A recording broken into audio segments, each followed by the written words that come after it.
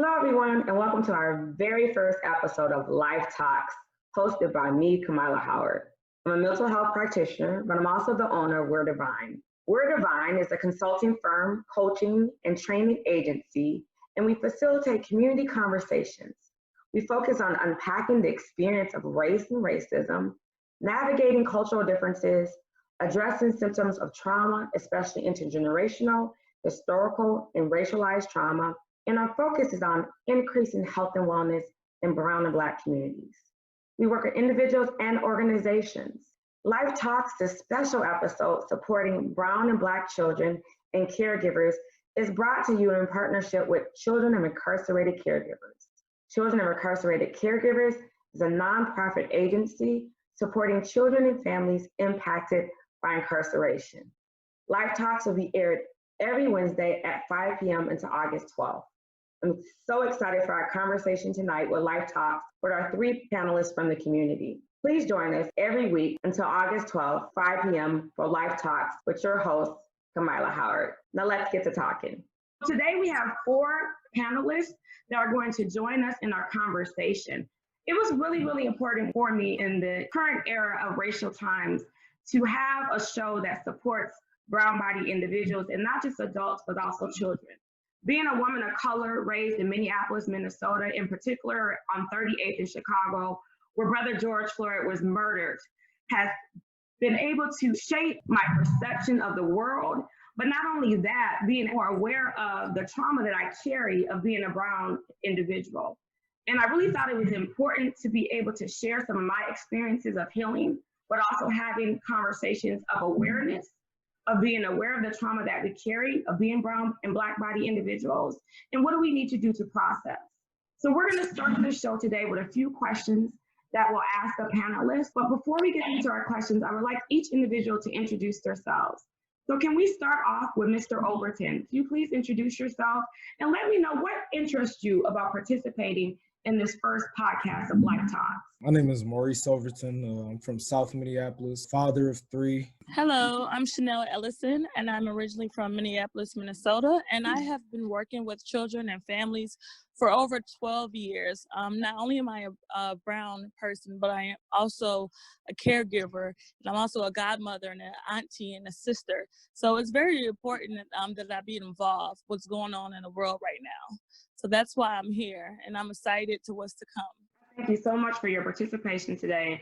And to talk about the power of a village, brown and black communities, our families are extended families. And so one of the things that we're going to talk about in the later episodes is recreating our village as a sense of support for families to battle racism and battle trauma that comes with our skin on the outside. And our last panelist here, would you mind introducing yourself? And please just sharing a little bit about what interests you in participating today in our Life Talks episode. I am Tara Howard Felician. I currently reside in Minneapolis, Minnesota. I am a mother of a son, a 3-year-old. I'm also a teacher in Minneapolis, an educator. My biggest interest in participating in this forum, this first episode, was to hear the perspectives of others and also to bring my perspective to the table, being in Minneapolis, being an educator, and just gaining more knowledge so I can see what I can take back to the teaching and learning. Yeah, and that's so important that not only do you have the personal connection with being a mother of a brown-bodied son in particular, but as an educator. And as educators, it's our job to pay it forward and to plant seeds. I always think about planting seeds of a mustard seed. And we are the buffers. We are the buffers of generational cycles of trauma, intergenerational cycles of trauma. And so as adult caregivers, it is so important for us to process our own emotional wounds, our own stress, so we can fill the cup up of our children. So we're gonna start off with our first question. And the question, this is a big question, as I know, but I wanted you all to think about, as parents and caregivers and supporting adults, part of the village, being extended community members, how do you prepare yourself? What do you do to process your own emotional wounds of race and racialized trauma? Being in Minnesota, physically, it's like you can't turn it off. And so how can you prepare yourself to be able to disconnect from the world, disconnect from things that continue to trigger you so that you can fill your cup up with children. Not only are we going through a racial epidemic, but we're also in a health epidemic. We have been socially isolated for weeks. That has increased our risk of depression, increased onset of other mental illnesses that we might have been already impacted by, but also just the climate right now, the protesting, the walking through the neighborhood and seeing places and buildings that are no longer existing. These are all reminders of trauma. So I wanted just to start off by asking that big question of where do we start? How do we even start to process some of these emotional wounds, some of these racial, the impact of racial incidences, and what are your thoughts on that? So who would like to just give me some feedback of how do we start to process that? I can start. Thank you, Chanel.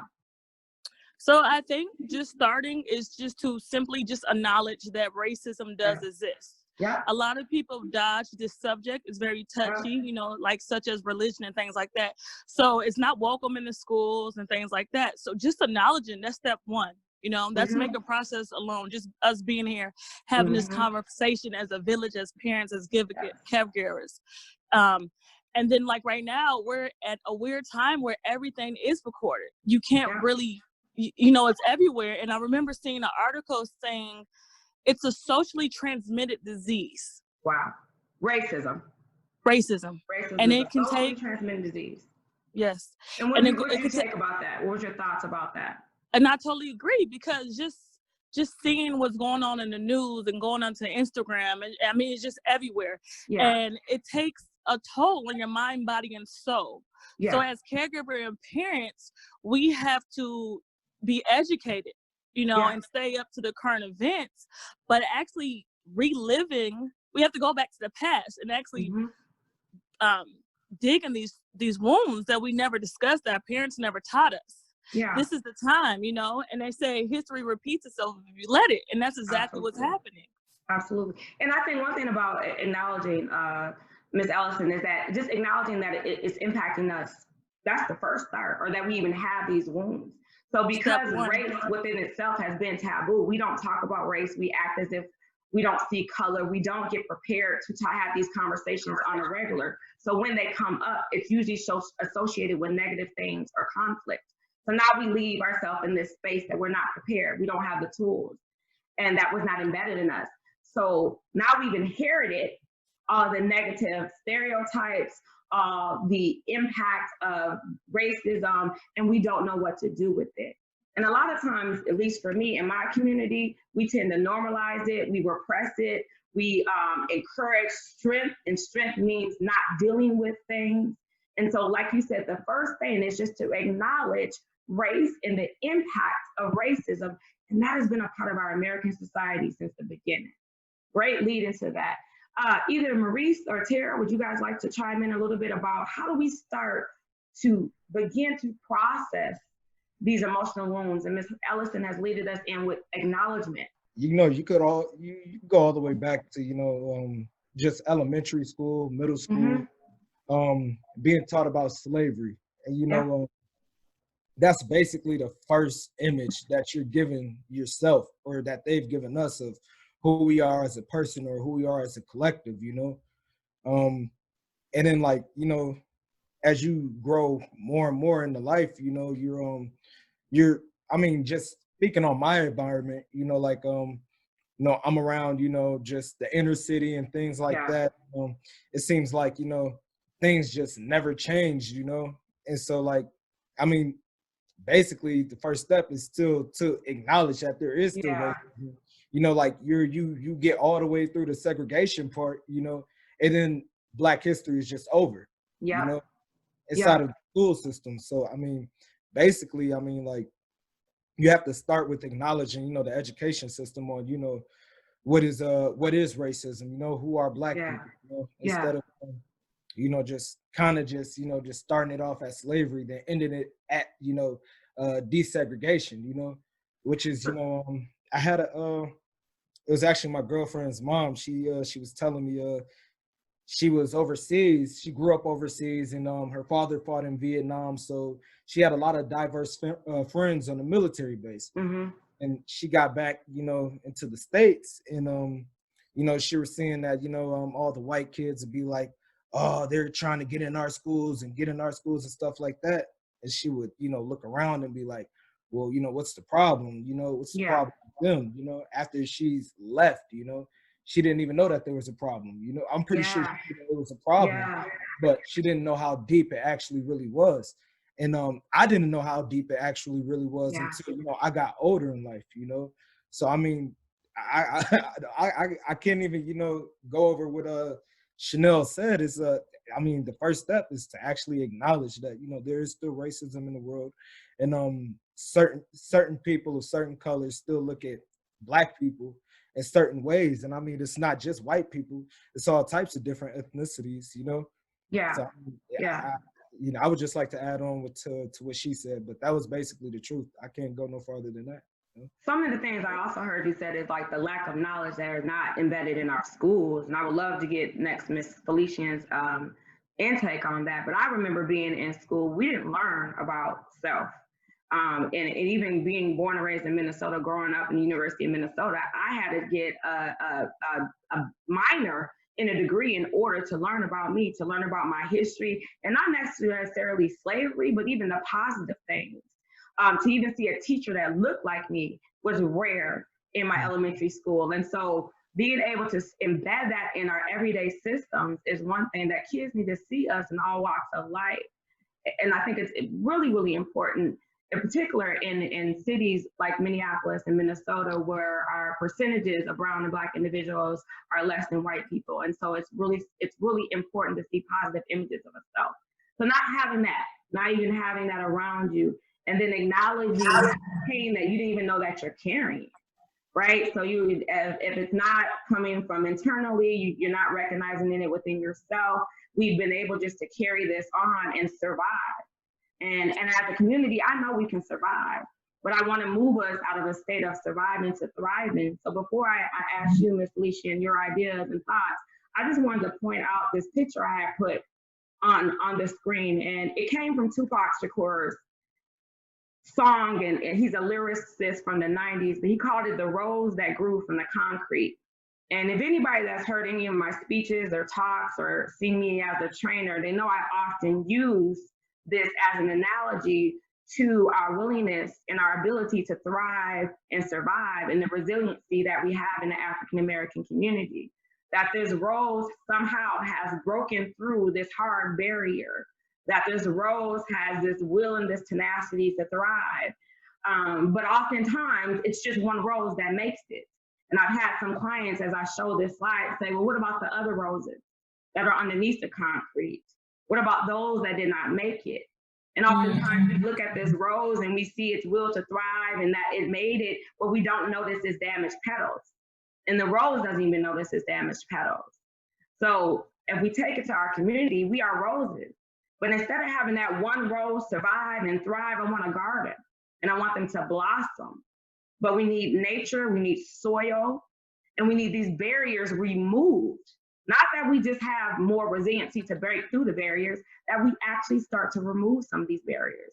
And this is why creating Life Talks was really, really important to me. Even though I'm doing some education, I really wanted to be a conversation for us, educating us, and being able to support our allies on how to further the anti-racism movement. I also want to add that us as African Americans, Black and brown-bodied people, we are not a movement. So I don't want individuals to start that, because if it's a movement, that means we're a trend. This is our life, this is our livelihood, and these are our babies. So getting away from movement to actually being able to thrive as a community. Mrs. Felicia, any thoughts or reflections to the initial question of starting to process our emotional wounds? Ms. Ellison laid it out about being just awareness.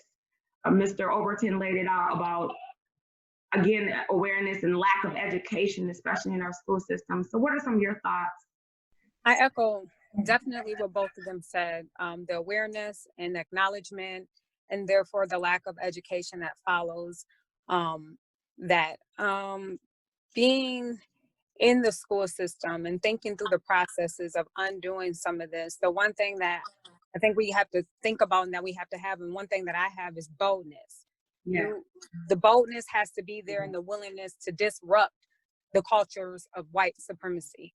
And we have to undo that, even as a people, even as Black and brown people. It's been so embedded in us that some things we do, we don't even notice that it perpetuates the culture of white supremacy. And so these processes are hard to undo if we're not constantly self-reflecting and having thought partners and having conversations with people who are wanting to thrive, like you said. Like, that is so important in education, and education is the foundation.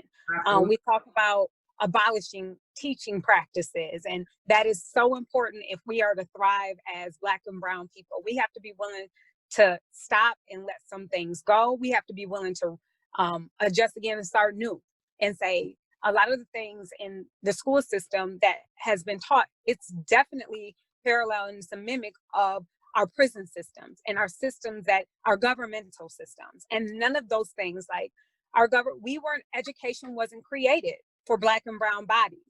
So in order to thrive, we have to definitely do self-reflection, and that's going to come every second, every minute.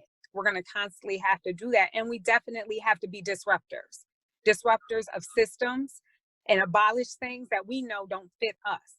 And we have to start teaching our babies who they are and whose they are. And we have to tell them that their history did start before America. We had a great history. They have to be able to recognize themselves in everything that we're teaching. We need to build them up. We need to build up our men. We need to build up our children. We need to build up each other as women. And we got to press in order to thrive. I love that you started off with self-awareness, because even acknowledgement cannot happen without self-awareness. And I think the hardest thing for any individual to do is face self, and to look in the mirror and start to peel back some of those surface wounds to say, what is the root cause? So if you look, my next screen has the title Racialized Trauma. There's two terms, and racial battle fatigue.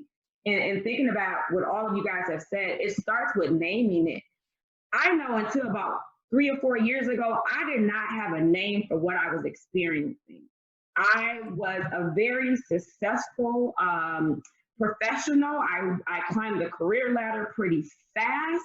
I was, in all of these things that should have set me straight to be successful on the outside, but I still felt rage, anger, pain, and disconnect in the inside. And it wasn't anything that necessarily I was doing differently, but it was that as I learned to grow, I learned that my environment, it started to reject me. And one of my girlfriends, Miss Sheila, who was a therapist, gave me this term. She said, Cammie, you became from a pet to a threat. From a pet to a threat. And I did not know what she meant by that.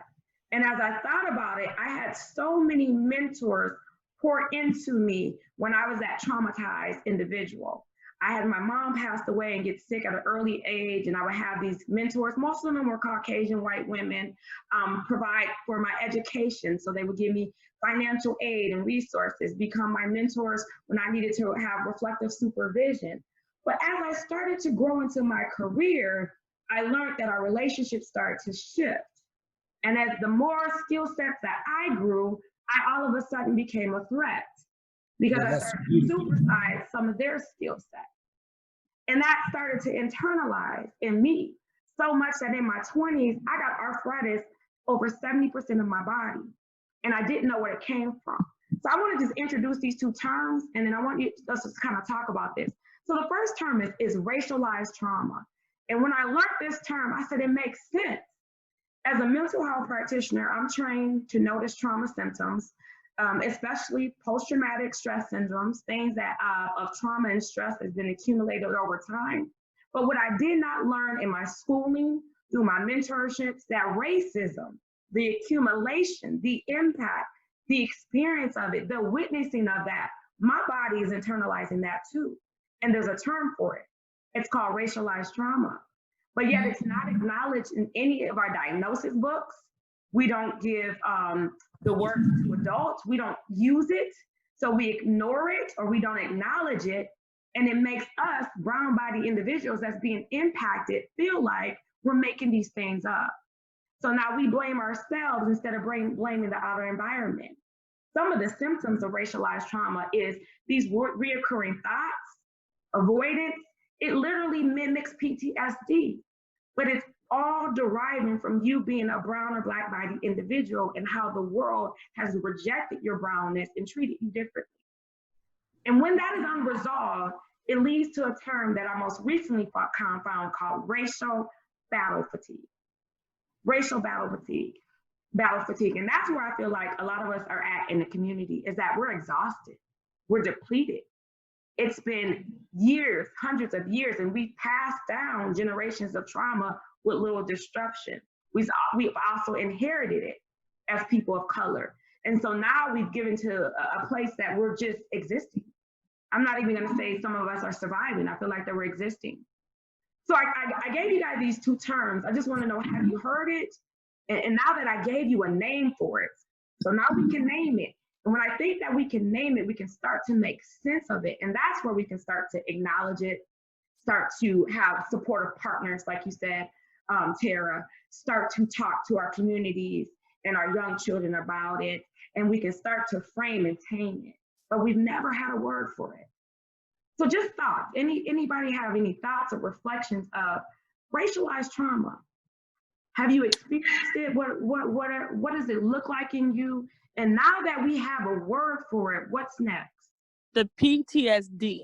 I've noticed you talked about that, and I know what the definition means. You know, it's post-traumatic stress disorder, and I know all about anxiety, things like that. But I remember working like in the workplace and just being so uncomfortable, and the microaggressions and the trauma and things like that. I remember I just accepted, you know, and gave in, you know, and just never really wanted to talk about race or the obvious because I didn't want to be labeled as the aggressor. Mm-hmm. Mm-hmm. And it's like when you are, you know, starting movements or joining, you know, Black Lives Matters or just even simply having a conversation about it in the workplace and you're the only Black person, they label you as, you know, the aggressor.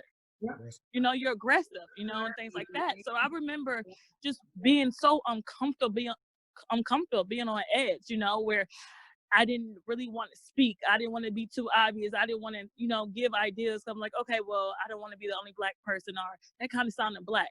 You know, even as a Black person, I was sitting there like, well, maybe I shouldn't do this because it kind of sounds too Black. You know, just being in corporate America. What's too Black? Like, for instance, you know, if I wanted, even it just go into my lunch choices. You know, when you go to lunch with your coworkers, you know, and as silly as it sounds, but it's like sometimes you just wanted to eat chicken wings or, you know, things like that. But it's like, I didn't want to be that person to suggest it. And I know it sounds crazy, but it's just something simple as that. And it's so these are everyday moments though. You're talking about eating lunch and just being able to advocate for yourself. So if we're struggling with this, imagine what our brown babies are struggling with. And this is why this first session was so important as adults, caregivers, parents, supporters, and educators for us to be able just to have a space to talk about this stuff. I think with the era of George Floyd is that we, for the first time, have had a space publicly to talk about this. We have these conversations usually a lot within, like you said, other brown body, but we don't talk about it cross races. And so now we're publicly having a space and platform to talk about it, but that we're even acknowledging and sharing our feelings and our emotions and our experiences. And when you think about the word microaggressions, it's everyday slights, insults that pile up, and that leads to racialized trauma. And there's nothing micro about it when you're the person that's targeted. Absolutely. Maurice or Tara, anything to add? What are your thoughts of the racial trauma, racial battle fatigue, experiences of that? Yeah, I mean, you know, like given the workplace, you know, I've learned it, you know, always, you know, like especially like it's two places that you don't speak politics and race things is at work and at the bar, pretty much. But I mean, given what Chanel is saying, like, yes, I mean, Black people tend to be the aggressor because we tend to be outspoken. especially when it comes to race and things like that. You know, you feel threatened instantly, you know. Yeah. And you know, white people, I should just say, they tend to just say what's on their mind and not think nothing of it, you know. And when I'm sitting there at work, you know, I hear that, I hear this, you know, I hear people talking about the looting and stuff like that. And then, I mean, honest to God opinion, you know, I'm gonna give my opinion on it, regardless of the fact, you know. But I mean, it's basically like, you know, they'll speak on things and not know that what you're saying, you know, is basically the word for it right now, racial battle fatigue.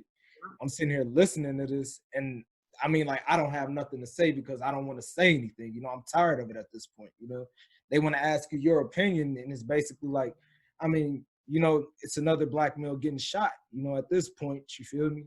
Yeah. But you know, now we're aggressive because we burn. I mean, I'm saying, you know, like, I'm not saying that it should have happened, but maybe, you know, like what happened in Minneapolis was something that had to happen so that we could get on the stage, you know. And what happened was a result of the word that you came up with, racial battle fatigue.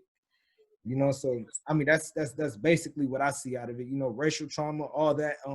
I mean, some people used it to their advantage of what we completely weren't protesting against. You know, I mean, like, and yeah, people are gonna do that. They're gonna loot. You know, especially the people, if you're from Minneapolis, you know what Lake Street looks like. You know what it was like before. If they saw that opportunity, I'm pretty sure they were going to take it. But I mean, just given the fact of racial battle fatigue, I'm pretty sure that was a result of what happened in Minneapolis.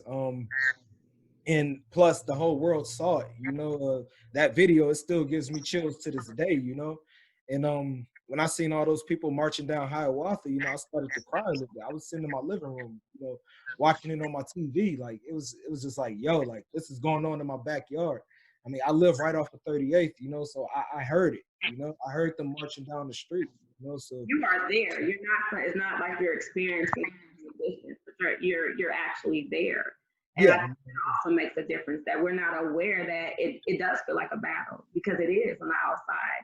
And, you know, I never noticed that until you started to talk, Maurice, but I'm even looking at, in this definition, we have battle and we have fatigue at the same time. So we're fighting because we're tired and we're angry, and it's turned into rage, right? So that's where that's coming from. But then we also we're depleted. We've been doing this a long time. This is not the first generation, and it probably won't be the last. So it's these opposite things that we're holding both at the same time. And unless you experienced it, it's something that it's hard for you to even judge, right? And so when we hear people, why are you doing this? Why are you doing that? Because that does not impact you. That has not affected you. So what I need you to do as an ally is kind of to step back and understand what it feels like to be tired from how you look like on the outside. Racial battle fatigue. I looked at it like, wow, we have battle and fatigue in the same sentence. And to comment on the topic that we're talking about, you know, everybody wants to just rush to go back to normal. You know, everyone's like, I wish things would just go back to normal before George Floyd was killed. And to me, I'm like, nothing should go back to normal, because normal wasn't really working. We were surviving, but we weren't really living. You know, we were just putting Band-Aids on it. You know, it wasn't, you know, we're back where we started at, I feel like, you know. So I don't think going back and normal, it was never normal for us, you know. We're just actually being at the place where we're comfortable to talk about it. It's here and we're addressing it. So like what Maurice said is like, I didn't wish it for it to happen, and I didn't want it to happen, but now that it's happened, I'm kind of glad it did happen. Sarah, what are your thoughts as far as just... When I look at the terms racial trauma and racial battle fatigue, I think about just what Chanel said. Every time we show up, and then like every time our children show up in the education system, they are traumatized because they cannot show up as them full selves. They are asked to adjust and to assimilate into a culture that is not their own. And they show up as being who they are expected to be, but they never get to show up as them full selves. And I remember being in a training, and I said, y'all know what? I like saying finna, ain't gonna, all those words. So y'all finna get all that right now. right now today, because that's how I like talking. Yeah. And if you don't understand my terminology, pat your friend next door to you and just, hey, ask them to give you a definition. They don't know how at me later. Okay? So follow along, because I wanted to show up as my full self. I no longer wanted to change my tone of my voice. I no longer wanted to have to use my highly educated vocabulary. I wanted to use my common folk language that I use every day when I'm speaking to the people I love, because I love the people that I work with. And so I feel like I should be able to show up as my full self. They don't have to change who they are when they walk through the door. And I've noticed that every time a kid walks through the door, a teacher is asking them, a teacher who does not look like them is asking them to change who they are and not to bring them full selves to the table. So that perpetuates racial trauma. And it perpetuates that fatigue. You're going to get fatigued because you can't even be who you really are. And really shifting and adapting yourself just to fit in a society and an environment that rejects you. And to make them comfortable, to make others comfortable. So as Chanel brought it up as an adult in the workplace environment, and then Tara, what you're bringing up is children. Even children don't get to be their whole authentic self, their brown-bodied self. And even if they are thriving as their whole authentic self, they're forced to shift for others. That's powerful. That's powerful. So all of that leads to racialized trauma, racial battle fatigue. I wanted to throw something else on the slide because I think with Ms. Go ahead. I just had a question. I said I just had a question for you. Sure. So like, just being like, I mean, like just personally, when like, let's say like you're out at a store, because just what Miss Felicia just said, she has to like she likes to be herself instead of having to use her vocabulary that she's very educated in and things like that. Would it be a racial trigger for you to feel like you have to flip the switch and to talk with better vocabulary to make someone understand that you are educated and you're not just another Black person, or I don't want to say the N word, but just like what I'm saying, like an uneducated Black person? Yeah.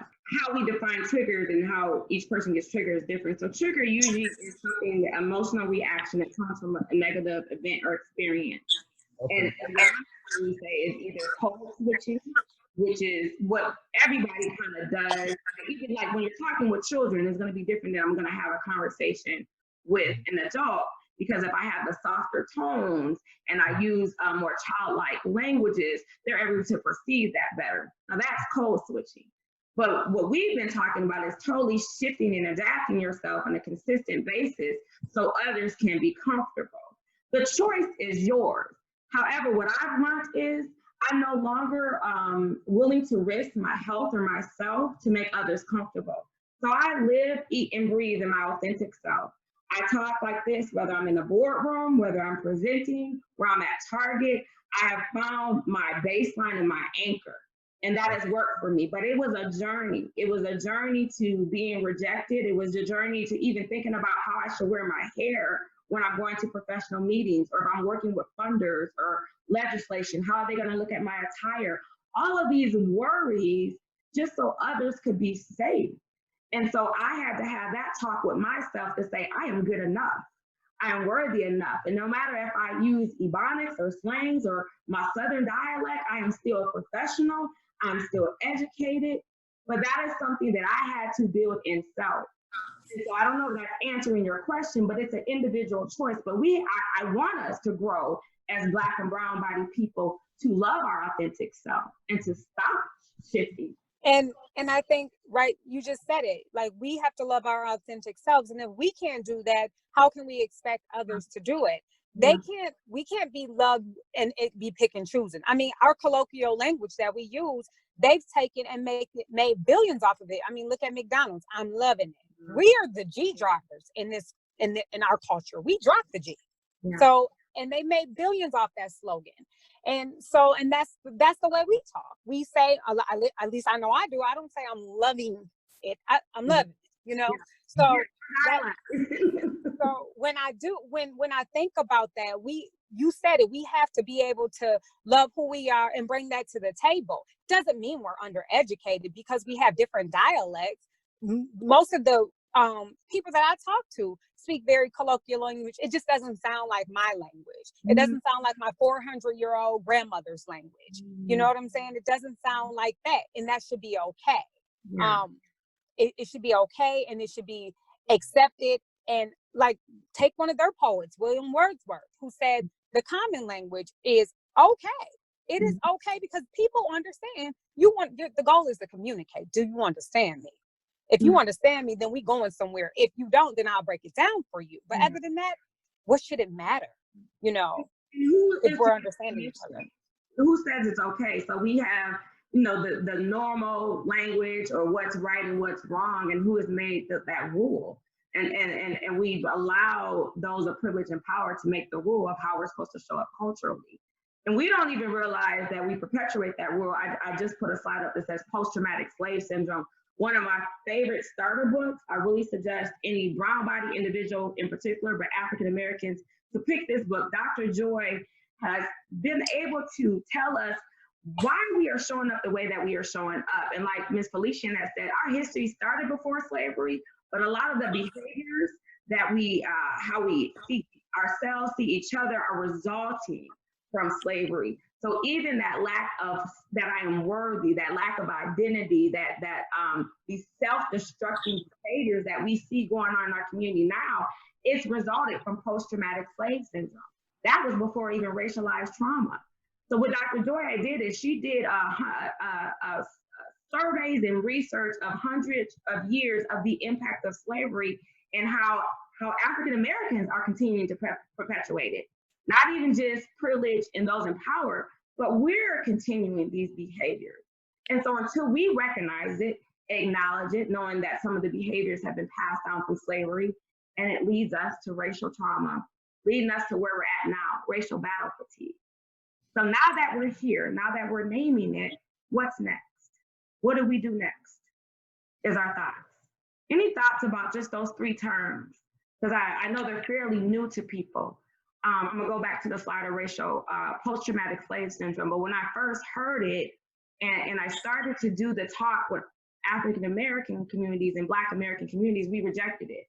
And I said, well, think about our foods. Some of the foods that we still eat has been passed down. Thinking about why we get the stereotypes of using aggression when we want to redirect our children. That has been taught in slavery, that aggression is used to control. So just kind of thinking about the self-destructing of self and lack of love and self-love, because we were brought to the United States as less than human beings. And some way we've internalized that and we don't even realize that. So again, self-awareness is a start. Thoughts before we kind of move on to what's next and what do we do?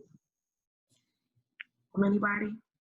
I mean, we begin to heal, you know, and accurately this time, you know, and not just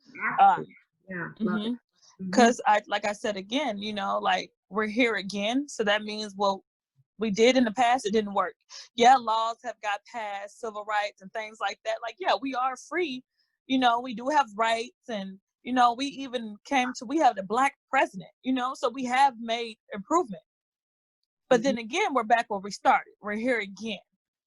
So that's why I say, you know, we have to heal. We have to build a new environment, you know, and we just have to be honest where we stand, and, you know, and create a new one and do it healthy, you know, and actually have Black mental health, you know, and just, you know, doing it healthy this time. That is huge, because mental health in our community has been so taboo that we normalize it. We see these symptoms and it's like, oh, you know, I'm gonna use a microaggression. That's just crazy Uncle Joe. But crazy Uncle Joe has had some trauma in his past and it's been unresolved, and leading him to show up like this. And I've even had family members would tell me, you know, as a therapist, how are you seeing a therapist? I said, because I need it. I need healing. I don't want to live in trauma. I don't want to continue to re-experience the negative things that have been passed down to me. I want a new way, right? I'm not looking for necessarily resolution of the past. I'm looking to let go and freedom. But until we start to promote that with each other and not shame people and not use it as a stigmatism.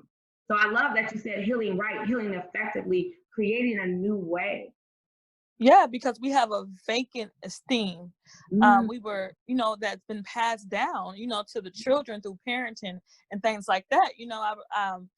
A lot of parents are just content, and like I said, they just normalize the crazy and what's going on, or like not identify that your Uncle Joe has a mental illness. He needs help, things like that. We just dismiss it, and we pride on being so strong. Like that's our thing. Like, our strength strong. Only the strong survives. That's the things that we say all the time to get us through the next day and things like that. But like I said again, we need to not only be just surviving, we need to live. And to order to do that, we do need help. We do need the Black therapists. We do need to reach out, things like that, and get past that. Therapy and counseling is for white people, or you don't want people inside to know your business and things like that. And just as God created doctors, he created medicine for a reason. Yeah. Any other thoughts or reflections? That was powerful. That was very, very powerful. Just to even reflect how we almost, and I'm using we as because they're all brown-bodied panelists, but being a hindrance almost to our own healing and not even knowing that. And acknowledging that healing needs to happen, and being different than what we've inherited from the previous generation. That's a start. Any other thoughts or reflections? You guys, Definitely healing. And certainly, I look at our young babies and what we're doing to teach them and bring this up and dismantle some of these norms, that these things that are these biases and this instruction that has become normalized. How we can start to look at our young babies and train them up in a manner where it's more than just being an ally, because an ally can passively sit there and really do nothing, but training them up, those who don't look like us and those who stand for us, to be co-conspirators, to be active in this process of doing some of this deconstructing and doing something and having an activity attached to it in order to heal. Yeah. It's a twofer, like you're saying. So we have needed it internally and within our community, and then at the same time, action change agents, accomplices, whatever title you want to give, with this stuff is no longer contributing to our pain, so that we have opportunities.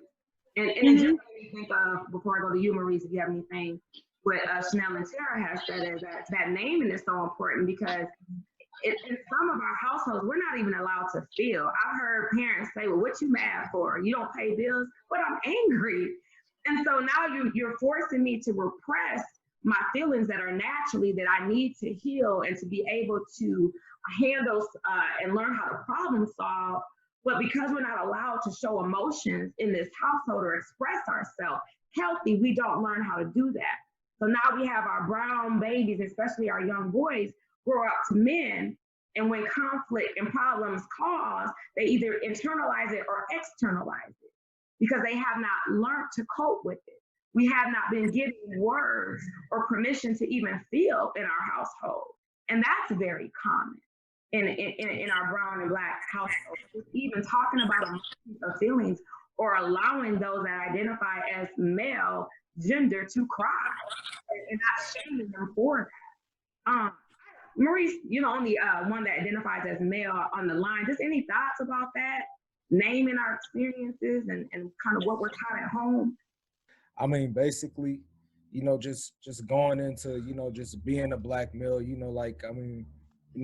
certain things that, we just don't do, and I mean, in ways it's because that's how we were taught. I mean, like, just me being with my dad, I was raised with my dad, but, I mean, I was always able to tell him how I was feeling, because, I mean, he always asked me, but, I mean, at the end of the day, he'll always tell me, just brush it off your shoulders, you're gonna make it through it regardless. And then, being when a Black male per se is being raised by a Black woman, she's sitting there telling them, like, maybe she's saying, you acting like a little girl, you better tighten up, type deal. And it's basically, after that, who do you go to after that? You can't go to your friends, because your friends will, probably tease you about, trying to talk to you, talk your feelings out, stuff like that. And basically you probably go to your teachers, but then your teachers will probably contact your home, ask what's going on. Now your parents are mad, you know, because you're talking about your feelings and about what's going on under that household, you know. And I mean, basically it was kind of like, you know, there's nowhere to get around it. So I mean, basically what I've been seeing later, you know, like in the past, you know, probably I say roughly 4 years is basically, you know, there have been things, you know, called safe spaces, you know, and you always see safe spaces inside of places that are creative spaces, you know, and I believe that's how a lot of healing is done, through whatever you're good at, your art, you know. A way to release and express yourself. And Exactly. there should be no consequences for healing. I mean, that's how the cycles continue. So I'm just hearing you say, well, I go to school and my teacher is my protective factor, my safe factor, but my teacher doesn't hold it. She calls home and it goes back to the source. And now there's a consequence for me wanting to release these emotions and seeking help. And then it becomes this cycle. And we never surface the root. We never identify the source. We never talk about our internal pain. This is why I put that slide up there, healing our hidden wounds, because a lot of times they're hidden. And I feel like as a brown and black community, every day we feel like we have to be this superhero. And we have all of these wounds, but every day we put our cape on. What'd you say? I said, especially if you're a parent. Especially if you're a parent. That we're taught that, like, put that cape on, don't show emotions, don't cry. So what you're teaching children is not to express themselves in a healthy manner, not to problem solve, not to normalize when something happens and I feel sad, that you're allowed to express these feelings and emotions. And so we're hindering, again, our ability to heal. And like Ms. Ellison said, healing, right, being healthy. And we got to learn how to put that cape down. We got to learn how to park that strong, I call it black and brown, I call it a syndrome, because I don't think it's a strength. I think it's something that we've used to not deal with the root, the source of a lot of our pain. So I want to move us to, in our last few minutes, I think you guys, we're going to probably go over a few minutes, but just thinking about the healing from the root and discovering the root and not addressing these secondary symptoms, because a lot of times, or at least our children as parents and caregivers, we see children either acting out, we see anger, and we think about what is that behavior, and we usually respond. But what we should do is step back and think about what happened that a child is showing and exhibiting these behaviors. Not what's wrong with that child, but what happened to that child. And knowing for children that behaviors have meaning. But I can definitely understand why it's been difficult, because nobody did it for us. If nobody was for us, if we, every time that we act out or show that we need help, that we was responded to negatively or reacted to it negatively, that's how we've learned how to parent. We usually parent like the next generation until something disrupts it. So I want us to think about now just kind of moving into these healing strategies as we close out our next couple slides. How do we start to heal from the root? How do we even, I heard some people talk about triggers. How do we even recognize these triggers, these bodily sensations that are us, and that even understanding that we have control and power of it. A lot of times I'll hear brown and black body people say, well, they shouldn't trigger me, or that environment. And what I want them to know is that you should not, you're right, you shouldn't be triggered. Because if you're continually getting triggered, that means there's some unprocessed trauma that you're living with. And it's your job to unpack that if you want to be healthy. That's the one thing, you gotta desire healing. Mm-hmm.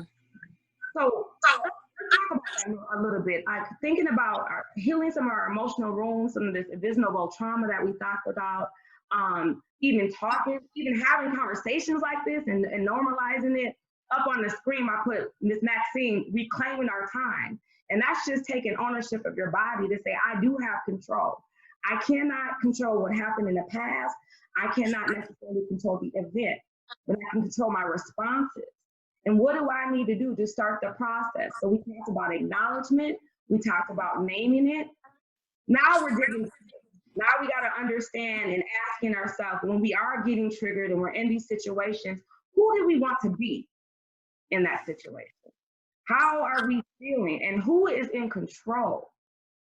What do we want to do differently? Not that you guys have the answers, but I just want to plant this healing has to happen from the root. And one thing to think about healing that has to happen from the root is learning strategies for coping. And the first thing that I think about is, we have safe spaces to release our emotions? Have we created normality in our families to talk about our feelings when we are upset? Is that something that is still a barrier? Where are we at right now? Where do we want to be? So just any thoughts about where do we start? Have we established in the Black and Brown community safe spaces to talk about triggers and trauma, to have conversations like this? Where do we go from here? From here, I think just having these talks, whether just as weekly or monthly, this alone is healthy, you know, and just having this conversation, I feel lifted just to be heard. And it's like, we can't change the heart of people. Only God can, you know, we can't end racism. Only the people that started racism can end it. So, and we have to accept that, but then we can work towards it. And then it's like, all I simply want is, you know, for people to say, I see your color and I honor it, you know, and I value your input, and just be educated on our living experiences, you know, and work against racism, you know, and just learning it. It is, you know, it's a privilege to just educate yourself about racism instead of experience it. You know, I just want them to acknowledge that it's a privilege. Should just hearing it secondhand instead of living it, you know. And as a Black person, like I said, these groups, these talks, what we're doing, you know, in the last couple of months, I've seen our people come together more in my whole life. I'm 31 years old. This is my first time I'm seeing my community together, you know, things like that. So I think we are healing. I think we're getting to it, you know. I think this had to happen for us to get here, because this is my first time in my generation seeing everyone together, everyone supporting people. Like, I've talked to so many business owners that are Black owners and saying, this is the busiest I've ever been, you know, since I started my business. So I feel like we are healing. We are getting it. But like I said, we can't end something that we never started. Yeah, we're starting the awareness stage, not only as brown and Black body people, but again with our allies, and that unity is what I'm hearing you say. That it's the beginning. It does feel different, and I'm very hopeful. And like I said, we got to remember and keep it. We got to stick with the goal, and the goal is healing. That has to be the one ultimate goal, and that this is not a trend.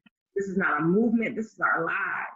And I love the quote. I heard that before, that it's a privilege to learn about this instead of experiencing that. That's a powerful quote.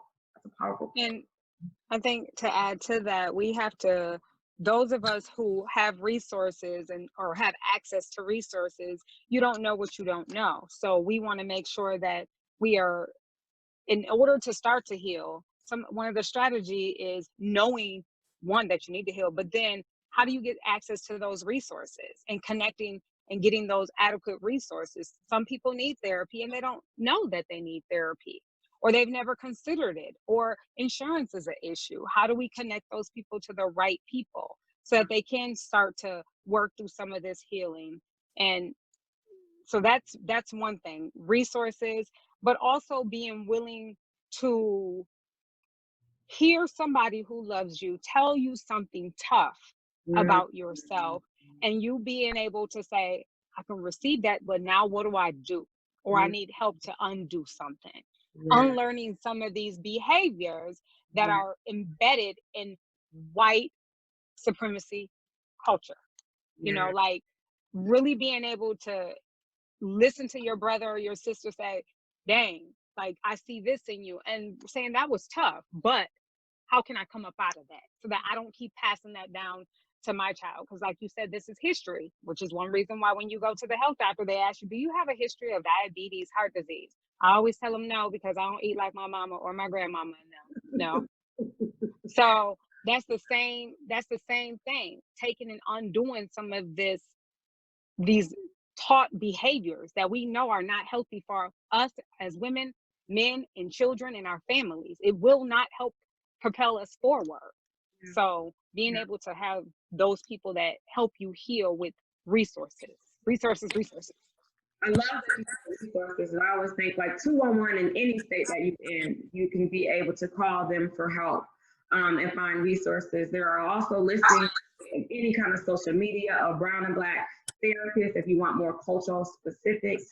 I'll start to post them on my website, www.we'redivine.com, and Children Incarcerated Caregivers.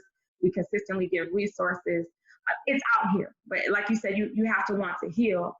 And then the other thing that made me think of is that fight mode that we've learned to survive in, of not being able to have anybody else tell us something that's hard, out of love, out of health. And so we're just so used to being fight, flight, or freeze. These are natural responses to stress.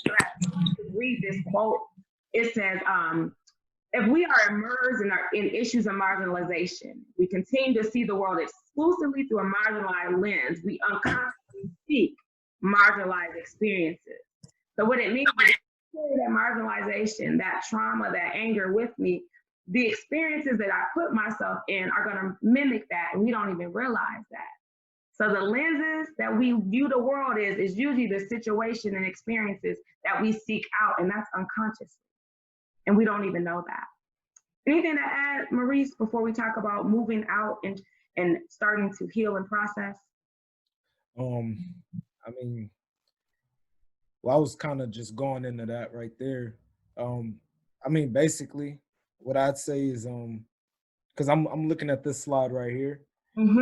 Basically, reading the recovery and it's saying releasing the negative energy, yelling circles, repressing emotions. I mean,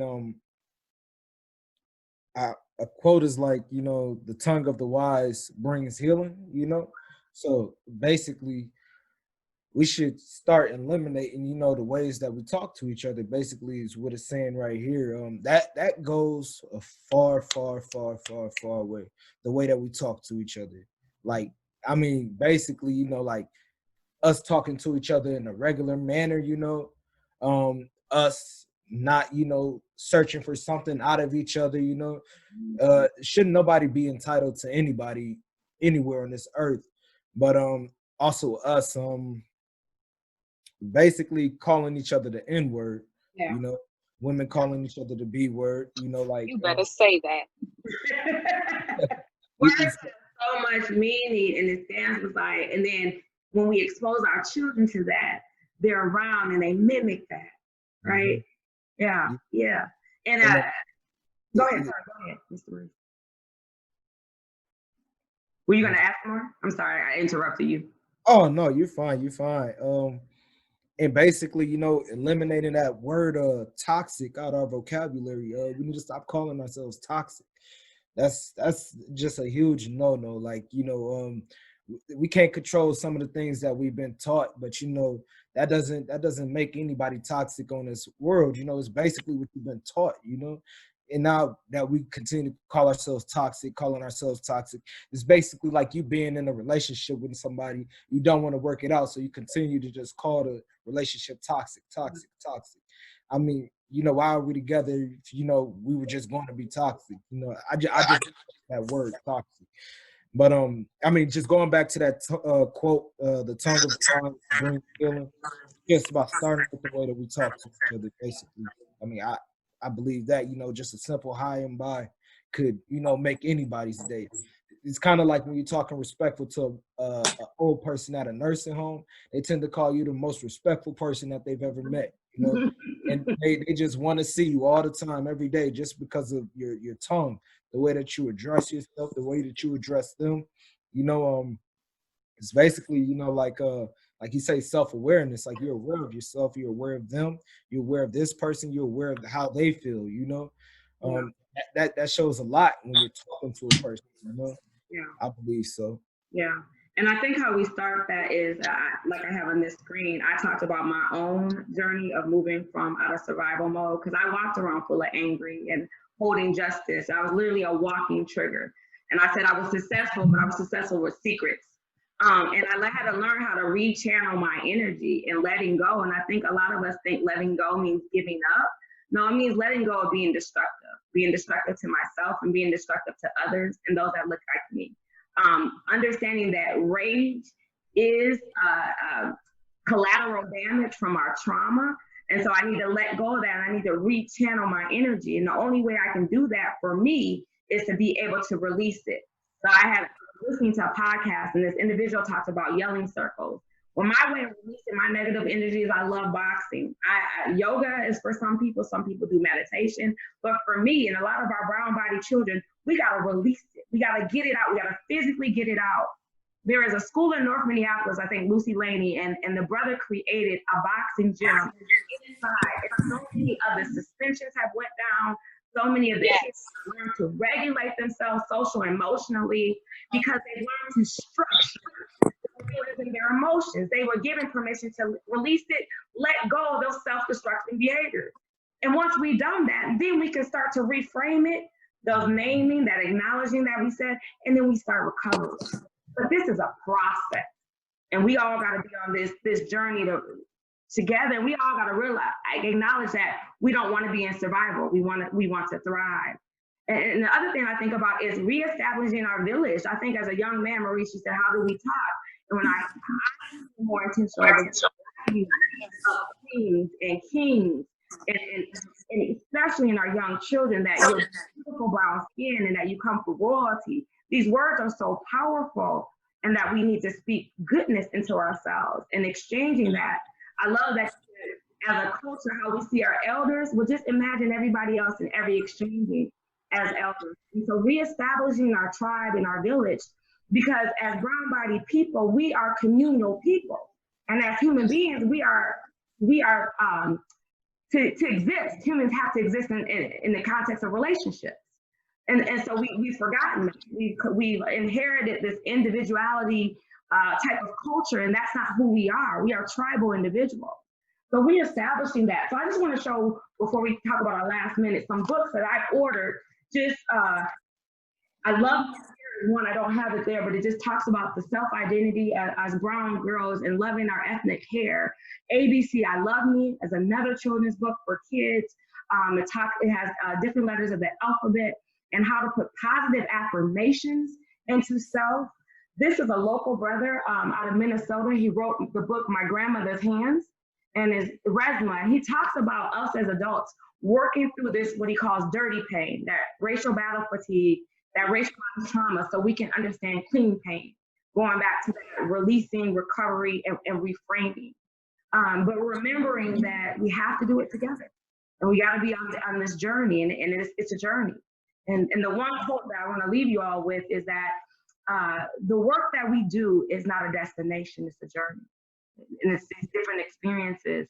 And having talks like you, and then you guys taking this information and you spreading it and planting it into others, that is how as a community we can learn, grow, and thrive. So I just would like, as a checkout, to ask each and every one of you, sorry, my thing hit it. What are just some of your last minute thoughts? If there was anything that you can tell my listening audience for Life Talk, and connecting it to our title of dealing with your own emotional wounds as a brown-bodied caregiver, adult, teacher, important figure, what would you want them to walk away with? What advice can you give to the listening audience of Life Talk? Who would like to go first? I can go first. First, I want to say, as we are into this, thank you for this opportunity, and thank you for creating this Live Talk for us to just be here and just speaking on stuff that we needed to get out. I just wanted to say that. Thank you for that. Mm-hmm. And then to end, with my thoughts is, I just feel like until you fix it in your heart and address it in your home, nothing's going to change into the world. So I think that moving forward, we have to fix it in our heart and then address it in our home, whether you're white, black, purple, yellow, green. Yeah. Just go back to the basics, and you remember in kindergarten, like just even going back to pre-K and kindergarten, you remember when your teacher told you, focus on your own paper. Don't look at someone else's paper. Keep your hands to yourself and treat people how you want to be treated. We learned that in kindergarten, pre-K. And now here I am at 30. I'm like, we need to go back to the basics. Go back to what our kindergarten pre-K teacher told us, Yeah. You think about as adults when they're on the airplane, they say, secure your mask before you secure others, right? So again, exactly. That's where self-awareness comes from. Maurice or Tara, any last minute for Life Talk audience? I would say, thank you again to echo Chanel, but knowing is half of the battle. What do you know? What do you need to know? And then knowledge is nothing without application. So in order to move that knowledge, you got to apply it, and therefore let it become wisdom. Use your wisdom. What do you know? What do you need to know? And how do we apply it?